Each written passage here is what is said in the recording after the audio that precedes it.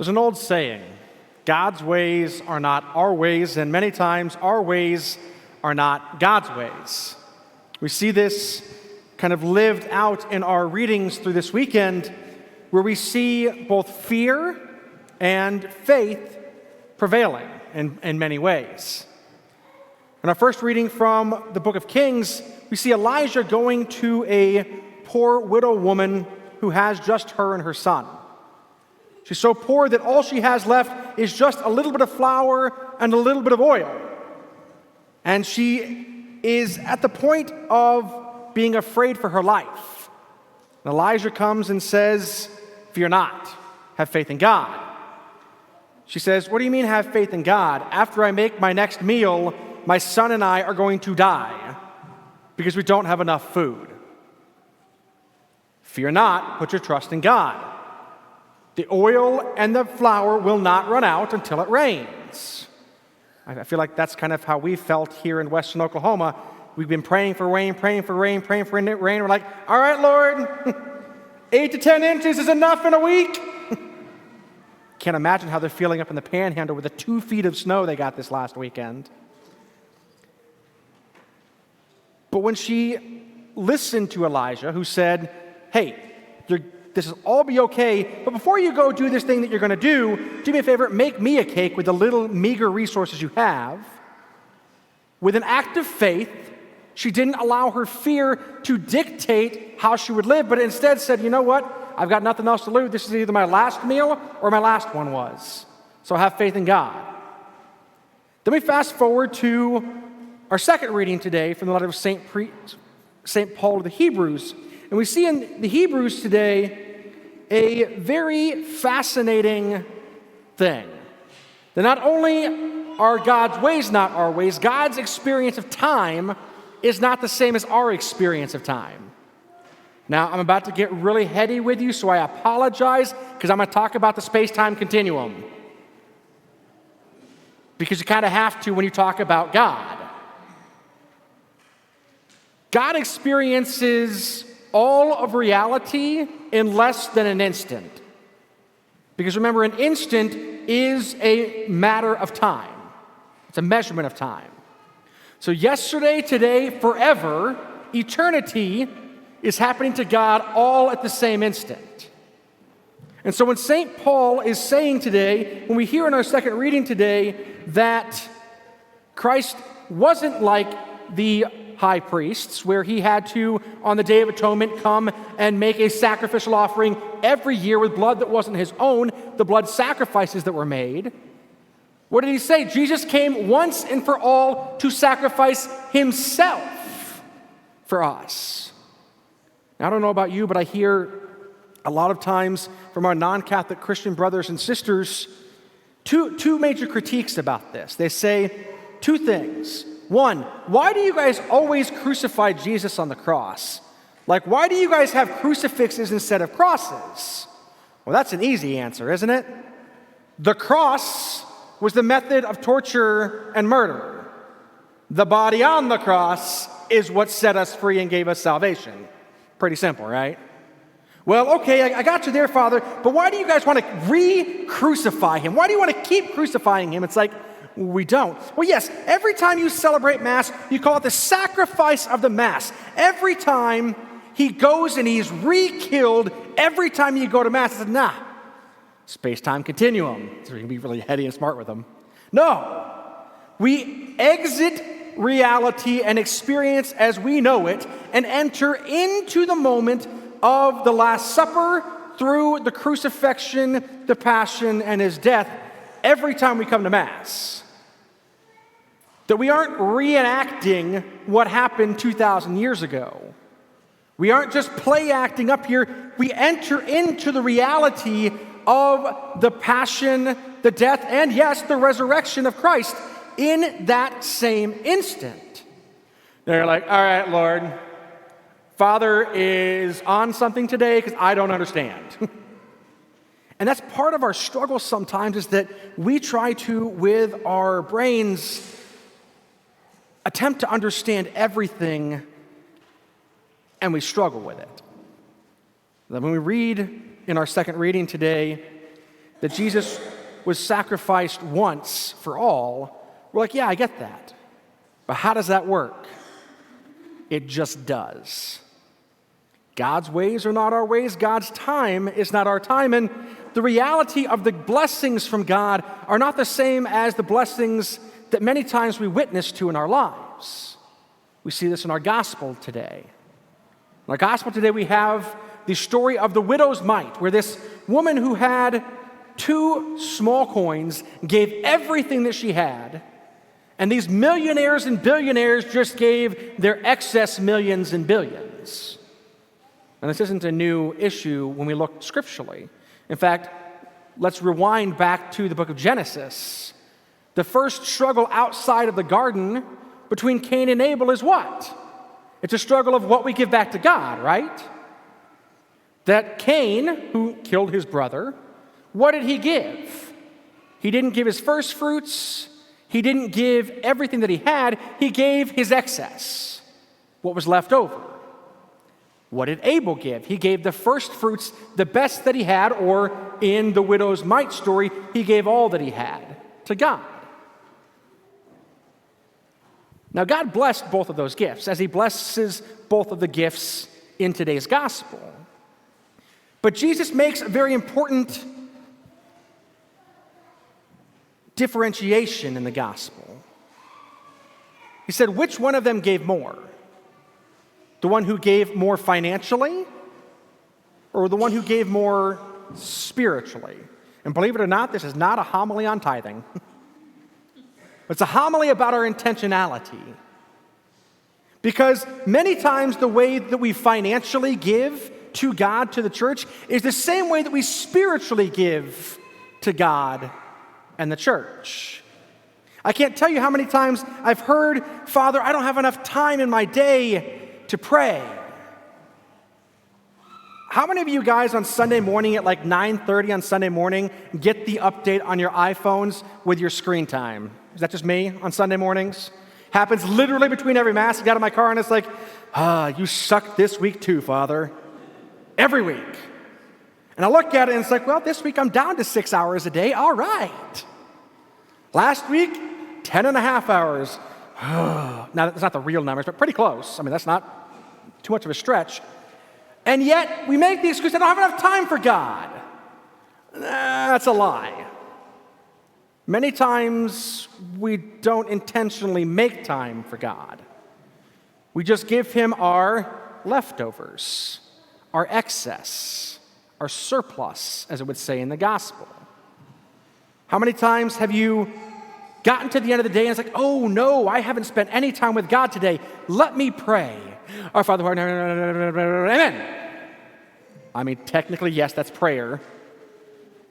Or how many times have we said, you know what, I haven't prayed my rosary today. Let me pray it while I fall asleep, or as I fall asleep, or to help me fall asleep more rightly for most of us. And so we go to sleep praying the rosary, which is not a bad thing. But again, it gets back to the question of intentionality.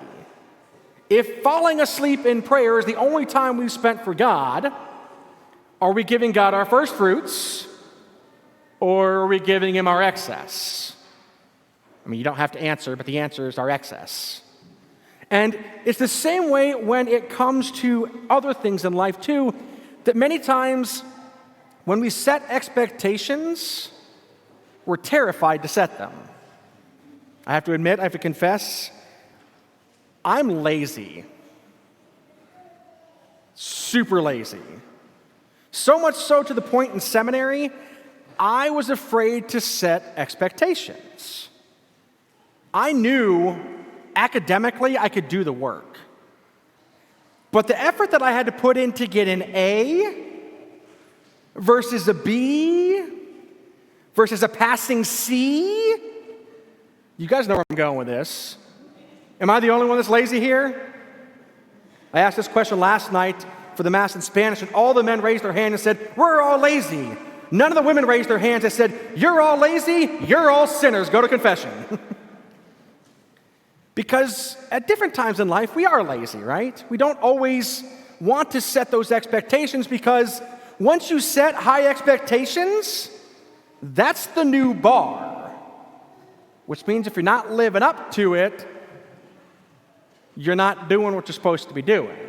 So for me, I got lazy and I set the expectation of I'm going to get B's and I'm going to get C's. Not that getting B's and C's are bad, but for me, if I put forth the extra effort, outside of one of my professors, there's no reason I shouldn't have gotten straight A's in seminary.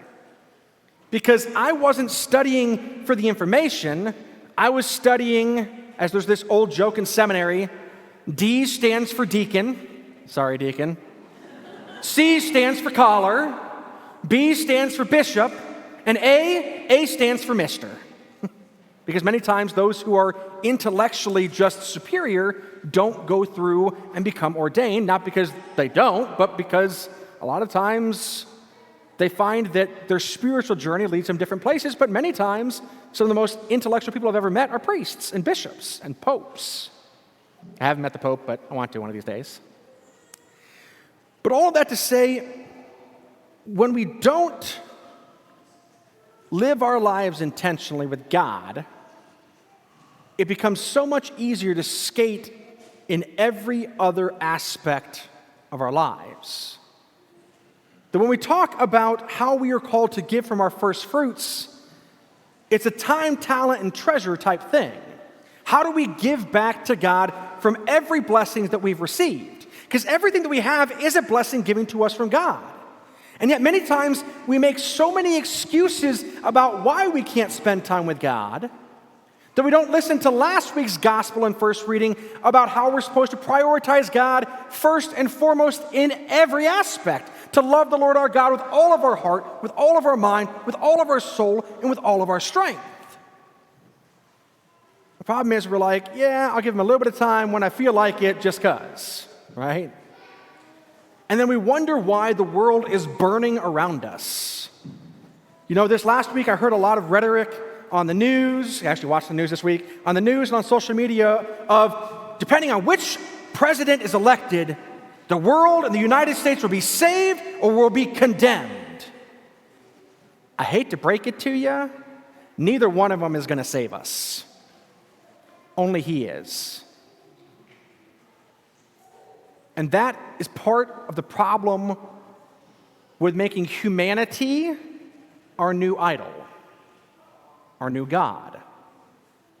I've been praying a lot with Psalm 146 this last few weeks, where it reminds us, put not your trust in princes, put not your trust in humanity, put your trust in the God of Jacob, who will never fail. I think part of our struggle as 21st century Catholics and 21st century Americans is we put way too much trust in princes and in humanity. And we haven't put enough faith and trust in God, who will never abandon us or lead us astray. So what do? How do we change? Well, it has to start right here, with our hearts. Each and every one of us have the opportunity, the ability, and the capacity to change.